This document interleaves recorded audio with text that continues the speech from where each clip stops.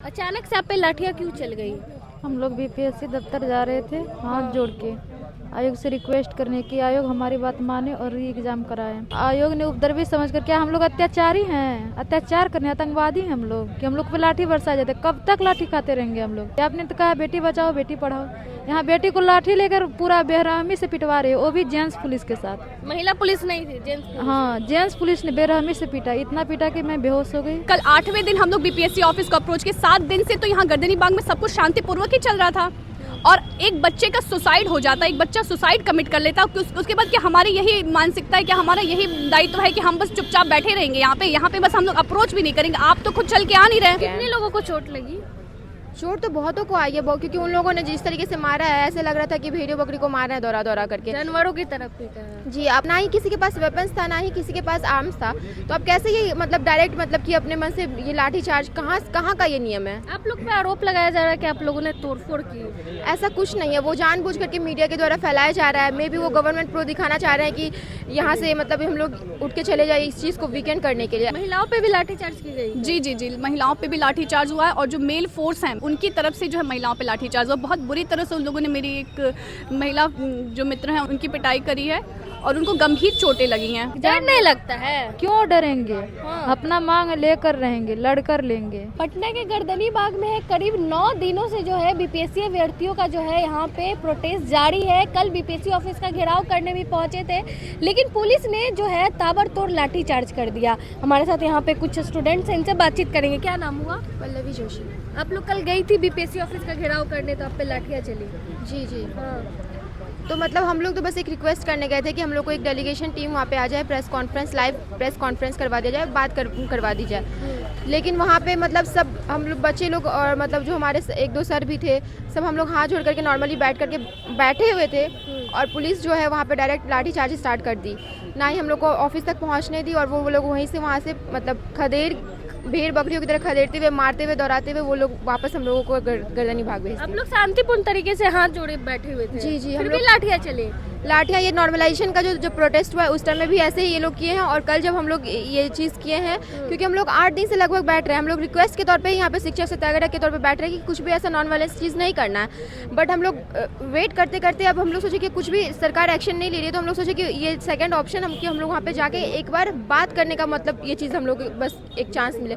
But वो लोग पहले से ही लाठीचार्ज स्टार्ट कर दिए। ये कहाँ का न्याय है? ये डेमोक्रेटिक कंट्री में ये चीज़ कहाँ से लागू होता है कि अब हम लोग का ये article 19(1)(a) freedom of speech and expression है, बोलने का अधिकार है, और फिर राइट टू पीसफुल प्रोटेस्ट ये हमारा अधिकार है। ना ही किसी के पास वेपन्स था, ना ही किसी के पास आर्म्स था, तो अब कैसे ये मतलब डायरेक्ट मतलब कि अपने मन से ये लाठी चार्ज कहाँ का ये नियम है? आप लोग पे आरोप लगाया जा रहा है कि आप लोगों ने तोड़फोड़ की। ऐसा कुछ नहीं है, वो जानबूझ करके मीडिया के द्वारा फैलाया जा रहा है। मे बी वो गवर्नमेंट प्रो दिखाना चाह रहे हैं कि यहाँ से मतलब हम लोग उठ के चले जाए इस चीज़ को वीकेंड करने के लिए। ऐसा कुछ भी नहीं है और नहीं चाहते कि आप वो लोग बाद में वेरीफाई भी किए हैं और आप लोग चाहे तो वो सीसीटीवी कैमरा भी वहाँ से निकलवा सकते हैं, हॉस्पिटल वाला। वहाँ पे कुछ भी ऐसा नहीं हुआ, बस बच्चों ने सिक्कर खोला, वो भी जो बच्चे आमरन एक्शन पे थे उसकी कंडीशन बहुत ज़्यादा क्रिटिकल हो गई थी इस वजह से, क्योंकि वो लोग डॉक्टर लोग बाहर नहीं आ रहे थे, ना ही गेट खोल रहे थे। फिर वो लोग यहाँ से छोड़ के वो लोग पीएमसीएच लेकर के गए। कितने लोगों को चोट लगी?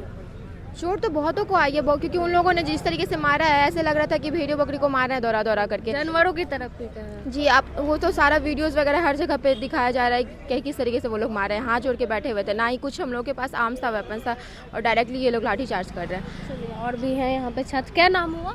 जी, प्रिया दुबे। आगे अब आप लोग क्या करेंगे?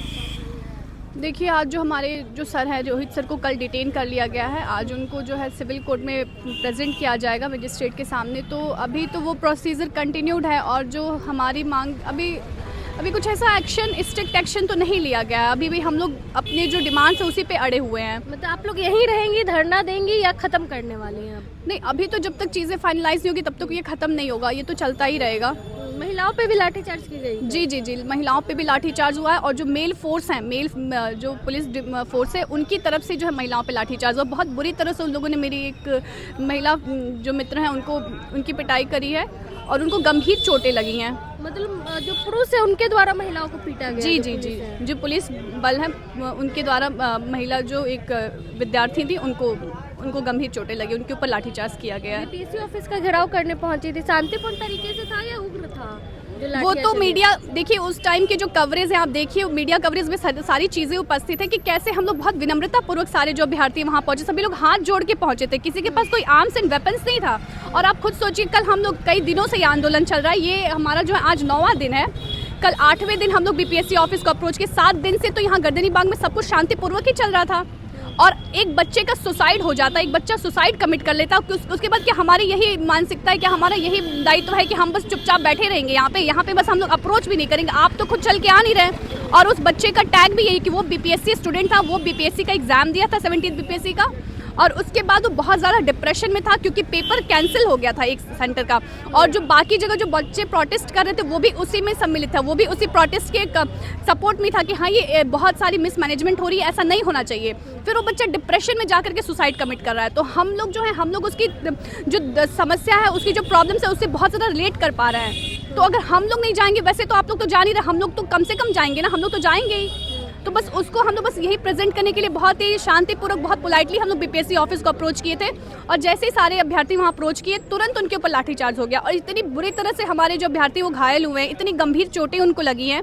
और ये बस अब विद्यार्थी हैं, ये लोग पेन और पेंसिल के अलावा कुछ और नहीं लोग प्रयोग करते हैं। फिर आप इनके ऊपर इतने सारे जो गंभीर चोटें उन लोगों को लगे, क्या मतलब कहाँ जाएंगे हम लोग? आप खुद सोचिए कहाँ जाएंगे? सभी बच्चे जो दूर दराज प्रदेशों से आए हैं, अभी अपने अपने घर को छोड़ करके आए हैं, बहुत दिनों से यहाँ स्टे कर रहे हैं, कैसे कैसे करके हम लोग मैनेज कर रहे हैं यहाँ पे। आपकी मांग तो वही है ना, रद्द होना जी, चाहिए। Re exam, only re exam, that is the only demand that we have, re exam. Bihar बहुत सारे नेता लोग आ रहे हैं, बिहार सरकार की तरफ से कोई आए हैं?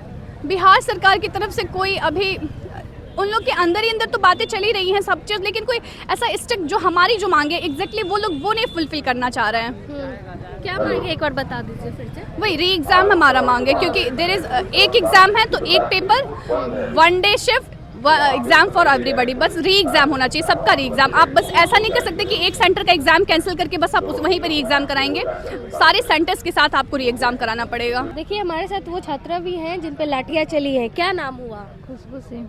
अचानक से आप पे लाठियाँ क्यों चल गई? हम लोग बीपीएससी दफ्तर जा रहे थे, हाथ जोड़ के आयोग से रिक्वेस्ट करने की आयोग हमारी बात माने और री एग्ज़ाम कराए। और सोनू भैया जो सुसाइड किए हैं, आयोग ने नोटिस जारी की कि री एग्ज़ाम नहीं होगा, और उनके लिए भी जा रहे थे न्याय मांगने। तो अचानक पुलिस से हाथ जोड़ कर जा रहे थे, हम लोग उपद्रवी बन के थोड़ी नहीं जा रहे थे। आयोग ने उपद्रवी समझ कर, क्या हम लोग अत्याचारी हैं? अत्याचार करने आतंकवादी हैं हम लोग कि हम लोग पे लाठी बरसाए जाते? कब तक लाठी खाते रहेंगे हम लोग? माननीय मुख्यमंत्री नीतीश कुमार से रिक्वेस्ट कर रहे हैं कि कब तक लाठी? आपने तो कहा बेटी बचाओ बेटी पढ़ाओ, यहाँ बेटी को लाठी लेकर पूरा बेरहमी से पिटवा रहे, वो भी जेंट्स पुलिस के साथ। महिला पुलिस नहीं थी, जेंट्स पुलिस। हाँ, जेंट्स पुलिस ने बेरहमी से पीटा, इतना पीटा कि मैं बेहोश हो गई, होश भी नहीं आ जा।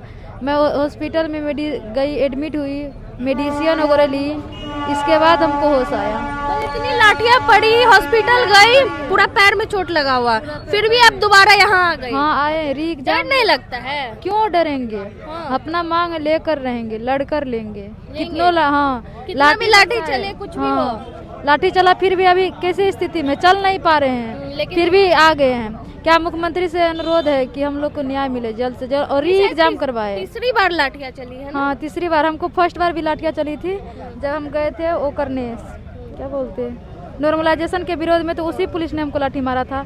और आज शुरू से अंत तक लाठी खिलवा रहा है। क्या यही हिम्मत नहीं टूटी? नहीं, हिम्मत टूटी, क्योंकि हम लोग री एग्जाम लेकर रहेंगे, लड़ेंगे, जीतेंगे। तीन बार लाठियाँ खाई। मुख्यमंत्री ने री एग्जाम नहीं दिलवाया तो उनको इस्तीफा दिलवा कर रहेंगे। नीतीश कुमार का इस्तीफा चाहिए। हाँ, और मनु भाई का इस्तीफा चाहिए। हाँ। हम लोग को नहीं तो री एग्जाम चाहिए। नहीं तो री एग्जाम, हाँ। मांग वही है, री एग्जाम। यदि हम लोग उपद्रवी हैं, हम लोग के पास कोई सबूत, हम लोग कहाँ सबूत दें? हम लोग को तो आपने फोन लेकर जाने नहीं दिया, हम लोग आधार कार्ड और एडमिट कार्ड लेकर गए, तो हम लोग सबूत कहाँ से दें? आप सीसीटीवी कैमरा का फोटोज निकालिए, 911 सेंटर का जांच कीजिए, उसमें यदि हम लोग गलत ठहर गए, हम लोग का गलती होगा, तो हम लोग आपसे हाथ जोड़कर चले जाएंगे यहाँ से उठकर।